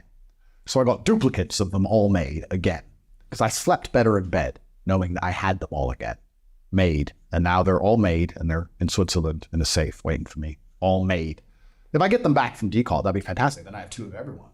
Maybe I can wear 1 diamond watch on each wrist. That'll piss you off. Yeah, that will piss me off. Yeah, there we go. You ruined the lovely one. Don't worry, I have the one on each wrist. But what about doing that to me? Yeah. There's nothing else to do with money. That's the reason I buy cars, because there's literally nothing else to do. People have this idea that if they got rich, they'd buy all this stuff. But truthfully, what do you need? You need a phone and a laptop. You need a place to live. That's life. And then you have some clothes, you have some watches, and you have some cars, and that's it. There's literally nothing else to buy, so I just buy them all because I'm doing okay. That's it. That's why. And 7 cars is actually a very responsible, sensible number of cars to have. Yeah. You're a very responsible, sensible man. I don't know I want any more. I think I'm like, for me, too many women. I could handle 11 wives. No, I can't handle one. But yeah, 7's a good number. It is. And yeah, I guess I'm just, I wouldn't say irresponsible, it's the wrong word. Are you a hedonist? No, I don't think I am. But I don't know if you So you don't seek any pleasure from it. It's not like, I spoil myself with cars. I feel like if I'm going to go through all this stress and all this pain. so it's a representation of your self-worth of yourself. I feel I'm worthy and I want to reward myself. I just feel you know what? I don't even drive them. I think what I think if I have to analyze it, what I truly think it is, I think it's because it's most men's dream. Most men's dream is a Lamborghini, let's say. And they have to save and they have to finance it and work out how they're going to pay for it and they have to get the garage for it. And it's a big deal. So by me trivializing that big deal, it highlights to me the echelon of my life. If I walk into a car dealer and say, what have you got right now? Oh, this and this. Okay. Don't ask the price. Don't care what it is. Don't care what it costs, and pay for it. And then leave it at the dealership for 4 months before eventually it collects on a truck because I never pick it up and it goes into some storage unit somewhere. It's like I get other people's dreams with ease. I take their dream scenario and I trivialize it into just, okay, I don't even want it. And I think that's what I enjoy about it. It's kind of like... That is hedonistic. It's kind of like a man's in love with a supermodel. Oh, I love the supermodel, and he writes on her Instagram, and these dudes, this is real. A man's in love with a girl on Instagram. She's got 3 million followers and she's beautiful. And he's liking her posts and writing underneath it. And he's inboxing her and she's not replying. And he's obsessed with her. And I'm like, yeah, okay, coffee. Fine, Tuesday. Do I really want to talk to her? No. But this man wants it so bad that I have to make it so ridiculously easy. I guess it's kind of like a peacock putting up his feathers, you know? Or a lion saying, don't come near my territory. Don't come near my tree or I'll annihilate you. It's the same in a fiscal stance. So I just take other people's dreams and I reduce them to nothing, to dust. And then I put it in storage. And then I forget that I even have the car most of the time till I'm reminded it needs a service. And then I'm annoyed I have it. And well, that's a headache. Then it gets serviced. Then it goes back in storage. I just take maybe I'm a dream catcher. I take other people's dreams, take them all, put them in a big warehouse. Take warehouse. And then these people get mad at it. Some people listen to this and are inspired by it. Some people get mad. And those are the two camps. The ones who believe I shouldn't be in jail and the ones who rejoice when I go to jail. The ones who rejoice when I go to jail, though, don't understand a very important part of this whole equation. Is that jail makes me stronger. Well, I was just going to say, they don't understand the balanced upside of going to jail because everything has a balanced upside. There's no light. So they think exactly. They think it's bad and you're getting all the good from it. Oh, absolutely. Yeah. They're like, oh, he went to jail. Ha, ha, ha. Yeah. But it makes me a stronger version of myself. I build mental resilience. More people talk about my case. I become more famous than ever before. Oh, for your fame, jail was the best thing for you. End of. All I had to do. They just did you a massive favor.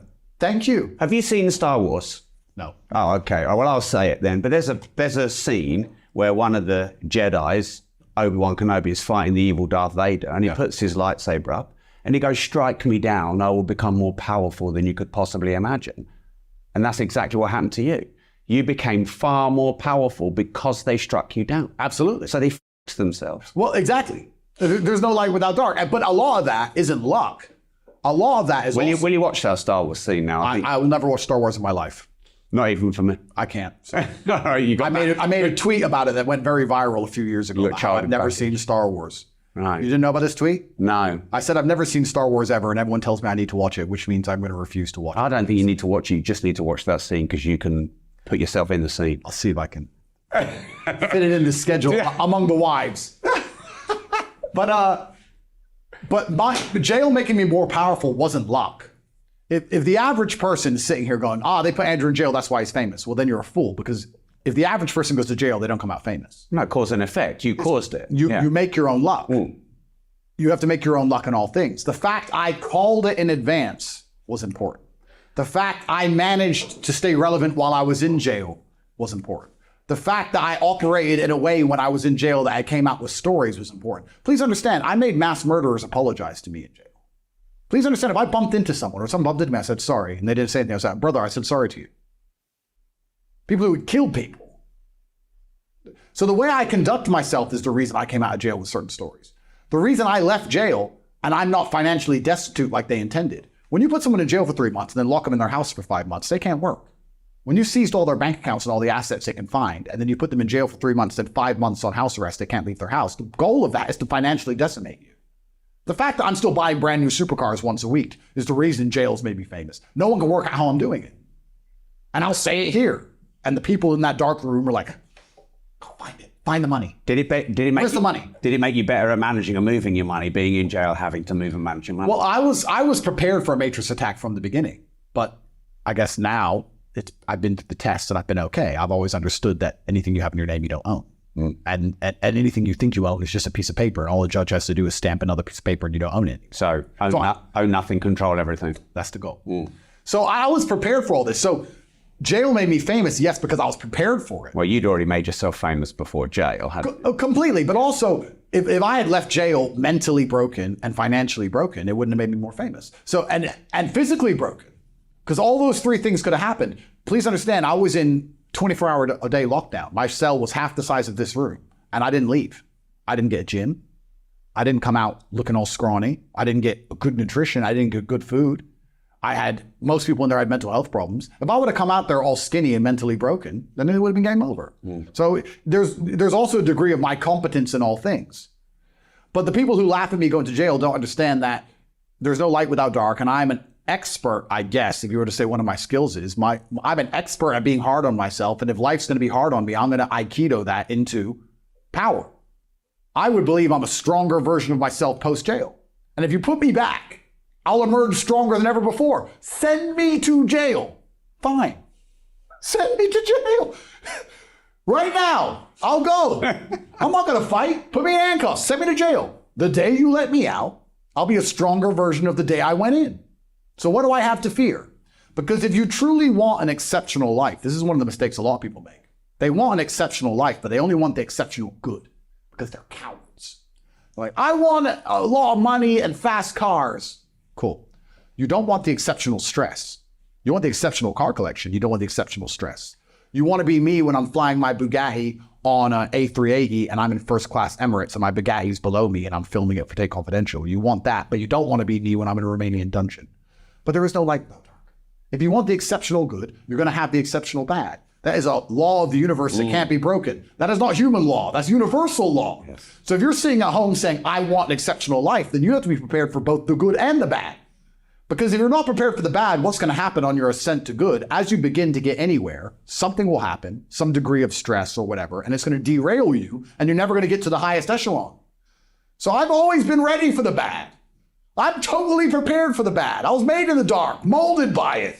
I'm Bane. Put me in the bad. My whole life's been bad. My whole life's been terrible. I've known nothing but pain. So I don't care. And I'm not going to lie to you. Part of me truly hopes I go back. Because I know when I'm 80, if I make it that long, those years, okay, they dropped the case. What were those years spent doing? I make beautiful children with beautiful women. I drive beautiful cars. I stay in beautiful hotels. I fly on my beautiful private plane. Nice story. But maybe the story would be a bit cooler. I went to jail. Maybe I'm crazy. Maybe the story's cooler. Maybe. And I kind of like that it's up to God. I'm going to do my very best to not go to jail. Of course, I'm a responsible adult. But if I lose this matrix attack, let's imagine it's all been set up from the beginning. And it's all designed to destroy my influence. And they've realized my influence is not being destroyed. And they've realized I'm not going to shut up. And I haven't learned my lesson. And I'm still here running my mouth. And they're going to put me back in the dungeon for 5 years, 6 years, 7 years, 8 years, 10 years. When I'm older, that'd be a cool story, wouldn't it? What's the point of being alive if you haven't got a story? Yeah. So I kind of like it's up in the air. It's a coin flip. Heads is good. Tails is good. It is what it is. I'm not afraid. No. And I refuse to be. Because that's what they want. They want me to be afraid. They want me to not smile. And they want me to shut up. So I refuse. I'm stubborn. You know, you're converting to Islam. Yeah. Was that kind of like a PR stunt? Absolutely not. I think that it is the last religion on earth. If you believe in God, you're a Muslim. What's a Christian? Well, what's a Muslim? What's any other religious belief? If you do not have strong parameters because of your religious belief, then you're not religious. And Christians no longer have strong parameters. Everyone says they're a Christian. Nobody acts like a Christian. I don't respect it anymore, and that's why I had to revert to Islam. I was raised in a Christian household. My family's actually extremely religious. I live in a very Christian nation. But I don't see Christianity. This is the most Christian nation on earth, and you do see it. If I drive into the mountains, you'll see nuns. There's nunneries. They have huge churches here. You can see it a little bit in Romania. Can feel the Christian aspect to it.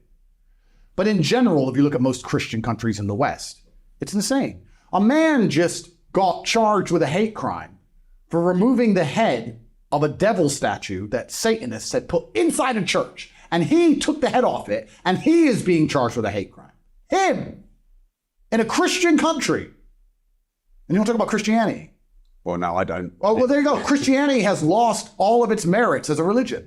If you do not have strong parameters of what is right and what is wrong, and if you're afraid to say them, go to a Christian and say, is homosexuality allowed? Do you agree with it?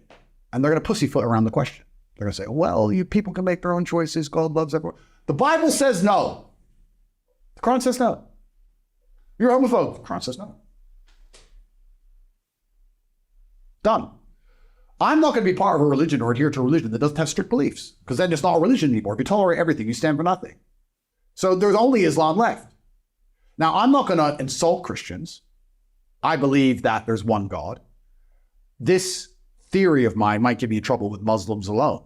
Muslims also. I don't know if this is just how I view it. I believe there's one God, and I believe the different religions are perhaps different languages to say the same thing. You can say coffee cup in German, you can say coffee cup in English, but it's still a coffee cup. There are different ways to say the same things. But Islam is so much stricter, it's so much more respectable. You can feel it. So if you truly believe in God, I don't see how you could not want to be a Muslim. I don't see how you can feel any pride in being a Christian anymore. And that's why I reverted. Not because I'd always believed in God, but I just found the language that made the most sense to me. And I don't see any other language that makes sense anymore. I feel like it's a very easy choice for anyone who truly believes in God. And if you don't believe in God, in the world we're currently in, then I don't know what's wrong with you, because God is the only one who can fix this mess. So you better start believing, because you're going to need him. And I guarantee... But can't you have faith in yourself and your ability? No. Why not? Because we're all human and we're all fallible. And it only takes a judge with a stamp, as I can tell you, to end your capabilities here on earth. We're going to need God to fix this mess, because we're going to need a global awakening of consciousness. We need people to realize they've been lied to from head to toe. We need paradigms to break. And when paradigms break, things often get chaotic and messy, and wars come before a new paradigm is installed. Isn't that just the rise and fall of empires? Absolutely. Yeah. And we have to hope that new paradigm being installed is better than the old one. And what we need, once again, is for people to love each other and care about their community and care about their children and care about one another. And if that's not God, tell me what is. We need God more than ever. You can't replace God with anything else. You can't replace it with money. You can't replace it with government. And you also need God to inspire bravery. If you don't believe in God, how can you be brave in the face of assassination? It's only God. If I had to go into the cage and fight a man, and one was an atheist, and one truly believed that Allah had decided that he was going to destroy me, I know who I'd choose to fight. I'd fight the atheist all day long. Mr. Evolution. Cool. I'll fight him. You're going to need faith in God to win this war, because it's only faith in God that's going to make you say, no, I believe in X. I love my family. I love where I live. God wants me to tell the truth and stand up for what is right, despite the fact that I am persecuted for it. We need more God. Why are all the people in charge of the world trying to get rid of God if he's not their enemy? That's the only thing they fear. The only thing they fear is people waking up and saying, no, this is wrong. It is morally wrong. And for that reason, we refuse. They don't want that. No, they want to make everything subjective. Islam, especially, Christianity used to be. It removes the subjectiveness. You know what's right, you know what's wrong. And for anyone who also doesn't believe in God, if these religions are man-made, why do they go against the wills of men? A lot of them. If we're going to make man-made religions, why don't the religions tell us to do all the things we want to do and run around and sin? No, so we need God. And I think that he is our last hope at this point. I think the world is very fundamentally broken. And the demons operate in the shadows, and truth is light, and God is truth. And I think the more you speak the truth, the closer you're going to become to God. And that's why I feel good inside if I sit here and tell the truth. Even if I know that someone's going to watch this podcast in one of those darkened rooms and have new ammunition to put me back in my jail cell. I know that. I know they're going to put it in front of a judge and they're going to play the clip of when I'm laughing about the Romanian judicial system. And they're going to say, look, he thinks it's all a joke. And they're going to put me back in jail. But I believe in God. So maybe I'm crazy. Let's lighten this up. We've got this new round. So you're going to be episode 1000 on our show. Nice. Yeah, which I think is great. Cool. And we've never done this round before. So it's a new round. And I especially wanted to do it for you because I think for you it's going to be the hardest but the easiest. Nice. So it's a one-word answer round. One word answer. Yeah, so put that in your cigar and smoke it. So I'm going to say a word. Yeah. And if you can, one word.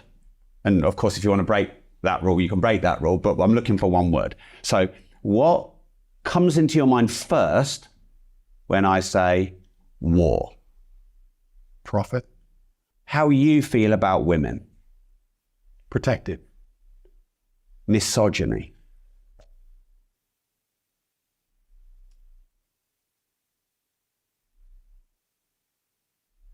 I don't prescribe to that paradigm. That's a difficult one for me to answer. I don't think it's real.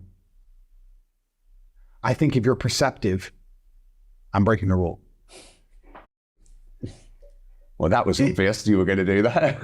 If you are a realist, you can be called lots of things by extension. If you are a realist, some of your opinions will make you be called a misogynist. If you are a realist, some of your opinions will make them call you homophobic. If you are a realist, you will sit and say, if a man breaks into my house, I must defend my woman because she can't fight. Some people will call that misogynistic. If you are a realist, you'll say that homosexuals can't have children and that they should be raised by a man and a woman. That will make you be called homophobic. So when you say misogynist, I will counter that and say, no, I am a realist and I refuse to adhere to the matrix propaganda. That's my answer. So one word that comes to mind when I say the UK. Failed. I knew it began with F. The BBC. Propaganda. Piers Morgan. What? He's honest. No, that's the wrong word. He's transparent. I'm going to expand on that. Piers holds no views. Piers is the opposite of what you believe. And he comes at you with it every single time. If you believe the sky is blue, he believes the sky is green. If you believe the sky is green, he believes the sky is blue. I don't think he tries to stab you in the back. He attempts to stab you in the chest, and it is his goal to start an argument to get as many views as possible by disagreeing with everything you say. That's what Piers Morgan does. I know what he's going to do. I made a fool of him, so it's fine. That's Piers Morgan head to toe. I don't think he truly believes half the things he says. No, I don't think he believes anything he says. I don't think he believes anything. I think he just waits to hear you say something and argues with you about it. Kind of like a chick. Next. One word comes to mind, Donald Trump. Hero. He's our last hope. I'm going to expand on this. Donald Trump is the last hope of Western civilization. He can't stop the decay, but he can slow it down. If he doesn't win, it's over. If Trump doesn't win, it is done. It is over, game over, because the circumstances around him not winning are going to be insane. And the degree of, well,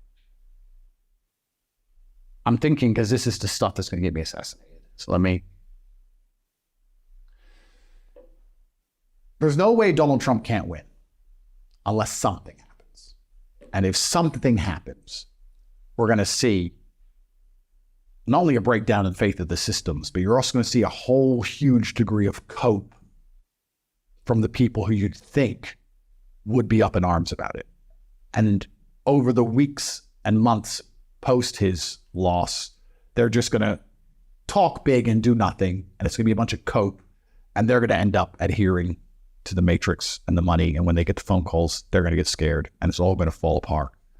And I think that Western civilization as a whole will genuinely collapse if Donald Trump doesn't win. I think it's going to be within a few months of his loss, it's over. Because there's no way he'll fairly lose an election. There is no way. One word answer for depression. I think it's a choice. We'll say choice. Christianity. Failed. Rob Moore. Handsome. There you go. All right. That was a fun round. Yeah, I mean, they're very interesting. They were interesting. It was hard to choose only one word. But yeah, it was a fun round. Now, is there an ideology society holds that you think is the most damaging? Well, they all work together in a perfect concoction. So it's difficult to choose which one is the most damaging because all of the ideologies which are being pushed by the Matrix are designed to destroy something. So you can have different diseases. Imagine society as a human body. One disease is aimed at destroying the hands, another one's aimed at destroying the legs. They're all equally important and they work together in succinctity, is that a word? I don't know. If it is, good, and if it's not, add it, please. Top G said so. They work together to ensure that the body is destroyed. If I see an ideology being pushed in the mainstream, I know that it's destructive because everything is a lie. So then you have to sit down and work out how it is destructive. And truthfully, it's not that difficult to decipher. Feminism is also designed to do the same thing. A man wants a wife. He doesn't want a husband. And feminism makes women into men, effectively. Feminism is probably the most misogynistic movement on earth because what it does is it makes women into competitors with men in realms where they can't compete with men. So it puts women in a position where they're just gonna lose. It tells women, you can do anything a man can do, you go do it. And then they just get annihilated. And then we have to have diversity hires so they don't get so obviously annihilated. Why would you take a woman and put her into a realm where she can't compete unless you want to see her humiliated? Feminism is an awfully misogynistic ideology and is once again designed at attacking and destroying the family unit. So you can name any of these ideologies and I'll tell you why they're pushing it. They're pushing it to destroy the baseline of society that's required for humans to build a life in which they're prepared to protect. If you destroy a man's family and you destroy his ability to raise his own kids and his wife to respect him, and you destroy his ability to go anywhere, well then what is he? He's a slave, and that's what they want. So all of these ideologies have different goals, but they're all a Trojan horse, and that's why every single time they try and push anything, I'm instantly and utterly against it. It's kind of amazing where you don't have to be smart anymore. You just have to instantly disagree with the news. That's it. Now you're a genius. When they come and say, we need more of this, I guarantee you, if you bet on the other side, you'll be right more often than wrong. 9 times out of 10. It's become that simple because they lie so obviously. And when I say these things, once again, people say, oh, you're homophobic. I'm not homophobic, but I have children. And it is my job to raise my children. They are not the government's children, and they're not gay people's kids, because gay people can't have kids. So the only reason they can have an LGBT agenda into the future is by turning other people's kids gay. Well, they're mine, and I had them so I could raise them with my worldview. And if I'm responsible for paying for them, and I'm responsible for keeping them safe, and I'm responsible for all of the work that goes around them, I'm responsible for making sure their mother is happy, and all the other jobs required for my children to live a happy life. You don't get to decide how they think. I get to say, I want them to be replicas of me and my worldview. You don't get to come along and say, they have to believe that women have penises. And if I say that, I am labeled as homophobic. You know what's interesting? When I first got canceled, we spoke after my first cancellation, which was in August, my first life. I was attacked by the LGBT agenda. They're the first people who attacked me. I woke up one day and there was about 120 different Instagram pages that put up a picture of me and a clip of me saying something like this, which was homophobic, with the same text about how I should be removed from social media. 120 pages overnight, in perfect synchronicity, worked together to get rid of me. Isn't that scary? That 120 different LGBT influencers at once, they must have got the call in the group chat. Grindr put out a notification, bing, bing, bing, dunno. And they all attacked me at once. And then the feminists, same thing, boom, all at once. So all these agendas, that's just proof that they're sponsored by governments anyway. They're all funded by liberal NGOs. That's how governments work, right? Governments have agendas they want to push, but they don't push them themselves. Instead, they fund a think tank. And that think tank is thinking about how to turn kids gay. And then that think tank attacks me. So that's how it all works anyway. So these agendas are genuinely destructive to society, but it's hard to choose which one is most destructive. They're all working together on purpose. Even mass immigration. I'm a mixed race Muslim revert living in Romania. I'm not Romanian. I guess I don't fit in any box at all. But when people are pushing for mass immigration, it's not because they care about humans, and it's not because they care about people like me, who are the rich billionaires who come to the country and do good for it. No, they're pushing it because they want to destroy the identity of a nation, because without the identity, you're less likely to protect it.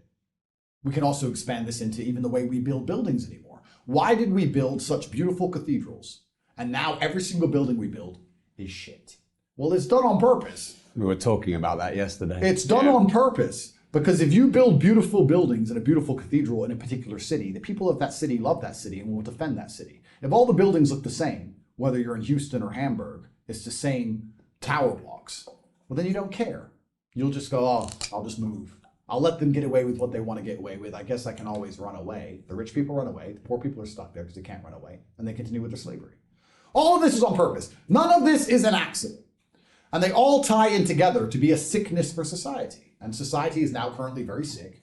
And if you were to ask me, well, what's worse, the AIDS or the cancer or the gangrene? It's very difficult for me to sit here and choose one. I'm saying to you, we're in a mess. And we need a solution to all of them. And the solution to all of them is the same thing I said it was earlier, which is God. Because why did we build beautiful cathedrals? God. As an honor. Why did people get married and stay married? God. God was the solution to everything. That's why they're trying to remove it. They have to remove God so they can attack all of these different institutions with these insane ideologies. And these ideologies are weaponized virtue. I am the number one target for weaponized virtue. They take a word, a virtuous word, homophobia. You hate gay people, you hate. No, I love my children. I don't hate gay people, I love my children. Don't start saying hate at me. I'm a man of love. And they take it, and it's a virtue, right? Protecting gay people. Like they need protecting from me. I don't interact with them. They need protecting from me. Why? What about? Because I love my kids. And then they throw it at you. And they pretend they're virtuous, but they're not. They're just attacking you. It's weaponized virtue. All of these things are. These people are insane. It's all weaponized. It's all weaponized. So it's difficult for me to answer your question because... It was a good answer. Well, yeah. but all the ideologies are so poisonous. Because they're not reality, they're ideology. Well, absolutely they're not reality. I did a podcast, it's a clip that should be a lot more famous, where I was sitting, on the Fresh and Fit podcast, I was sitting with a bunch of women, and we were arguing literally about how men and women can do the same things. And women can do everything a man can do. And I was being deliberately comedic as to not decimate them absolutely intellectually. I was making them laugh and telling them they're all wrong. And then an intruder tried to break in to the podcast studio. And me and the other men got up. Primarily me, I think he was saying my name at first, to go and deal with this intruder in Miami who could have easily been armed. And all the women, quite rightly, got very afraid and started hiding. And when I sat back down, I was like, okay, well that just proved all your garbage wrong, didn't it? So all of these ideologies, that's another thing that's interesting about them, is that they only exist in a vacuum. You only get to discuss feminism when you're living in a society where life is pretty easy. In the bare struggles of survival, there's no time to discuss feminism or the climate or LGBT. All this garbage only exists in a vacuum. And the vacuum that they're existing in is a very safe society which has been built by heterosexual males, families, built by people who are going to get up and go to work, built by people who don't believe in depression or anxiety or these mental health garbage. We've built a society that allows this cancer to foster. And it's kind of sad, really, that the reward for building such a beautiful society off the backs of strong, diligent, hardworking men is for them to be demonized, attacked, permanently guilty under the judicial system, and then told that they're bad people for holding a worldview, which is the exact worldview they needed to hold to be useful to society in the first place. Did you hear about the Iceland strike? No. Bro. So Iceland, which I would probably argue, don't ban me from Iceland, government. I'm just talking. Chill. I haven't even been yet. They're going to ban me. They're going to end up saying, he's not allowed here. I'm sure it's very nice. Iceland, which I would argue is probably going to be one of the most liberal countries in the world, I'd argue. I'd also argue that women are treated pretty fairly in Iceland, I'd argue. I mean, it's not Pakistan or something. So all the women in Iceland decide to go on a strike because they don't get paid enough. In Iceland, where I'm sure they're paid the same as men. So 100,000 women went on strike, which is a third of the population of the country, for 4 whole days. And they went on this strike to prove, I think even the prime minister, bro, they're definitely going to ban me. The prime minister went on strike herself. So for 4 days, none of the women worked. A third of the entire country, 0% of the female workforce went to work to prove how important women were. Do you know what happened? Tell me. Nothing. The roads still worked. The traffic lights still worked. There was still electricity. The police still turned up. The firemen still turned up because the men do the real work. Oh, there was no HR department for 4 days. Oh, no. What are we going to do about the gender equality diversity department? Turns out that they just proved themselves wrong, because if for 4 days all the men didn't go to work, society would crumble instantly. And it's a shame that it is the men which are so vital to society, which are the ones which are permanently demonized. I was saying this the other day. I was driving in my Ferrari SF90 one of 4 with a beautiful woman, and we were discussing feminism, because sometimes when women hear crap from the Matrix, am I allowed to say this without coming back to jail? Yeah, probably not. Women are either programmed by society or programmed by the man they're with. That's what I believe.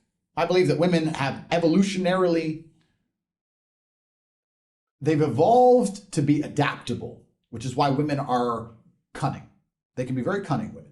And I think that in days of old, if there were a member of a tribe and their tribe lost a war and all their men were killed, their only chance of survival was to adapt to the ways of the new tribe pretty quickly. They couldn't disagree with the new tribe because they can't defend themselves. So they have to learn to adapt. And you can look through history to see how this has happened endless times. And normally when an army comes in, it kills all the men and takes all the women as slaves. And the women don't usually have to stay slaves. If they're pretty good at their job, they can give a nice back rub and, famous. Within 3 weeks, they're a wife or something, and it's fine. So I think that women are